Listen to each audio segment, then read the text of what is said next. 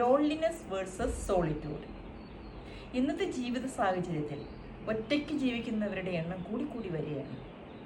അതിന് പല കാരണങ്ങളുണ്ട്. ആ കാരണങ്ങളെപ്പറ്റി പറയാനല്ല ഞാൻ ഈ വീഡിയോ ചെയ്യുന്നത്. റീസെൻ്റ്ലി എൻ്റെ ഒരു ഫ്രണ്ടിൻ്റെ ഹസ്ബൻഡ് പാസ്ഡ് അവേ.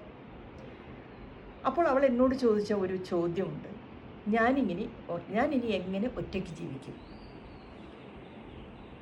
ഒറ്റയ്ക്ക് ജീവിക്കാൻ നമുക്ക് രണ്ട് തരത്തിൽ ജീവിക്കാം. ഒന്നാമത്തേത് ലോൺലിനെസ്, ഒറ്റപ്പെടൽ, ലൈക്ക് എൻ എംപ്റ്റി റൂം, അവിടെ മനസ്സിൽ ശൂന്യതയാണ്. രണ്ടാമത്തേത് സോളിറ്റ്യൂഡ്, ഏകാന്തത, അവിടെ മനസ്സിൽ സമാധാനമാണ്. നമ്മൾ ഒറ്റയ്ക്കാണെന്നുള്ളതല്ല പ്രധാനം, അതിനെ നമ്മൾ എങ്ങനെ എടുക്കുന്നു എന്നുള്ളതാണ് നമ്മുടെ ജീവിതത്തിൻ്റെ ഗതി നിയന്ത്രിക്കുന്നത്.